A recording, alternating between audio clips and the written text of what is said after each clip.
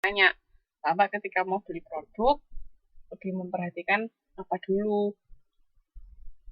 Nah, di sini ada daftar merek atau e-book set, itu sejumlah kecil merek yang dikenal, diingat, dan ditemukan konsumen bisa diterima. Nah, jadi kayak misalnya kalau kita membicarakan tentang laptop, apa yang kita tahu? Mereknya apa aja Mbak tahu kalau laptop? Nah, semua yang bisa Mbak sebutkan itu namanya e-book set. Jadi daftar merek yang bisa kita ingat. Sama bisa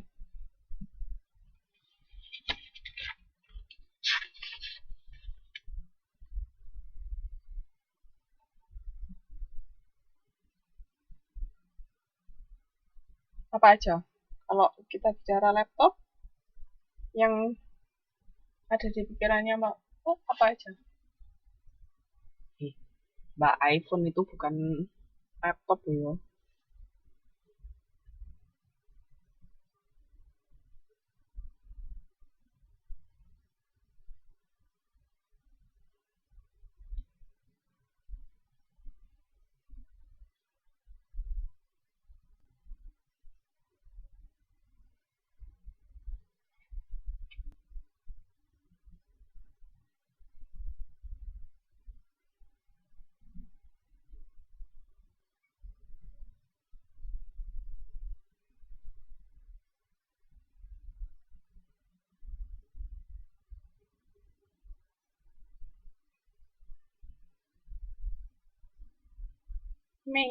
MSI.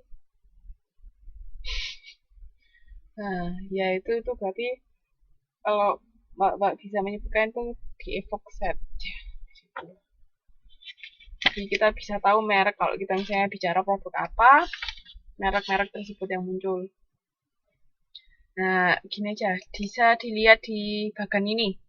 Di halaman 8.2. Salah. Gambar 8.2, halaman 8.21. Maaf, maaf.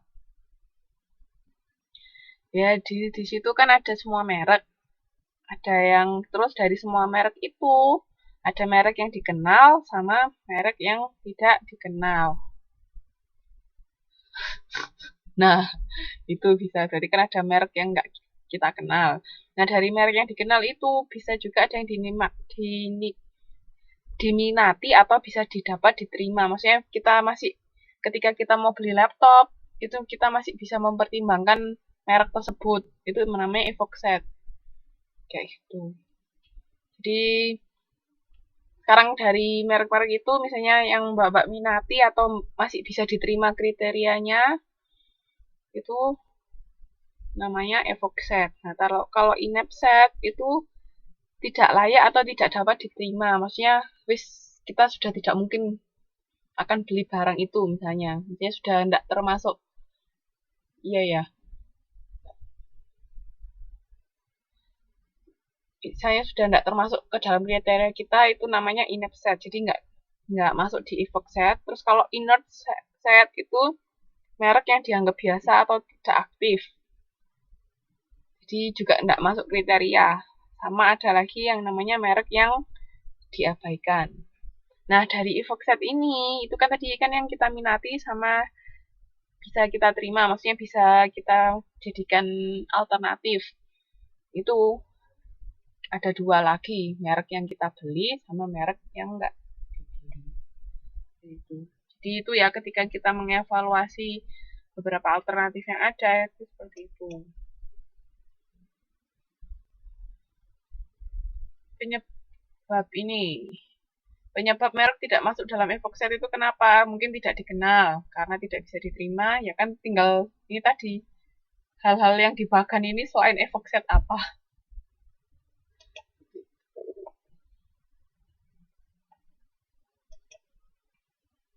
Nah, terus di sini ketika kita masuk ke keputusan pembelian, di situ ada kaidah keputusan pembelian berdasarkan kompensasi. Jadi ini evaluasi positif dapat menutupi atau menyimbangkan evaluasi negatif. Misalnya, saya tadi dari beberapa merek laptop, tadi, kan ada atribut-atributnya atau kriterianya ya. Misalnya harga, terus spesifikasi, warna, terus apa lagi?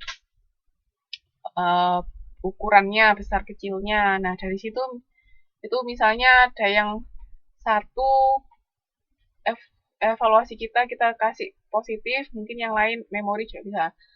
Itu bisa menyeimbangkan evaluasi yang negatif. Misalnya kita kasih ukuran evaluasinya negatif. Misalnya buat kita terlalu besar, terlalu berat untuk dibawa, misalnya kan kayak gitu. Tapi nih di sisi lain, misalnya harga sama spesifikasinya oke, nah itu bisa menutupi berat itu tadi. Jadi itu ada rumusnya RB skor untuk merek B, terus W itu tingkat kepentingan atau bobotnya, weight-nya kan, terus B-nya itu evaluasi dari merek tersebut.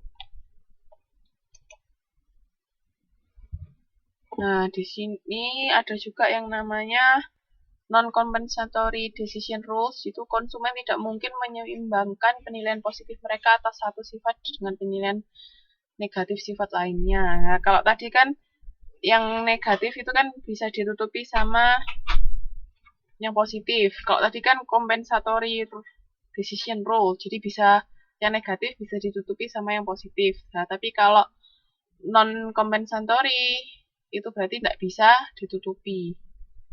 Jadi di sini ada 3. Ada yang namanya conjunctive rules. Jadi di sini conjunctive itu konsumen menetapkan suatu tingkat terpisah yang secara minimal dapat diterima sebagai titik terendah.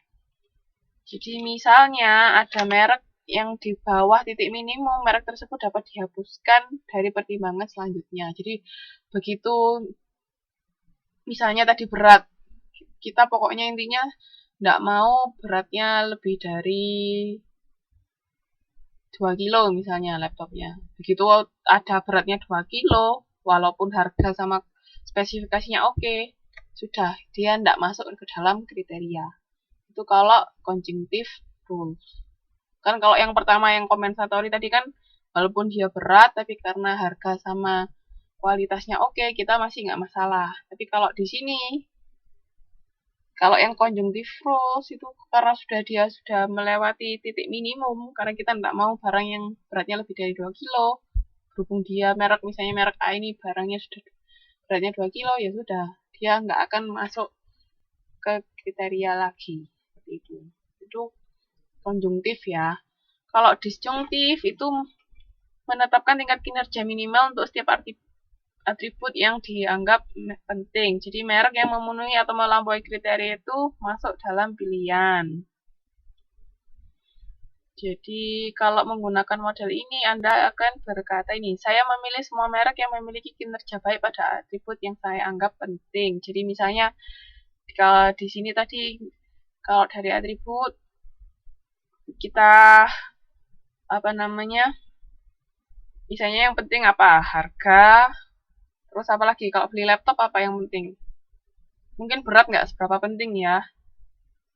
Harga, spesifikasi, RAM mungkin, atau memori. Nah, kayak gitu.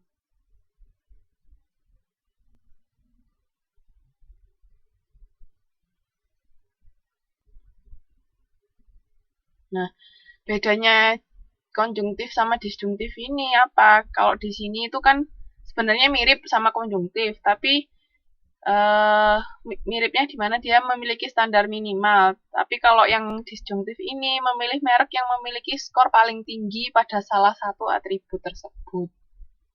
Jadi kan tadi kalau disjunktif kan begitu ada yang nggak oke langsung hilang. Nah kalau kita di sini milihnya kalau dari yang kita anggap penting itu dia ada yang paling tinggi, paling menonjol dibanding yang lain, itu yang akan kita pilih. Itu kalau disjunktif. Nah, kalau leksikografik, ini konsumen mengevaluasi berdasarkan atribut yang dianggap paling penting dan relevan. Terus konsumen membandingkan berbagai alternatif merek tersebut dari satu sifat yang dianggap paling penting tadi.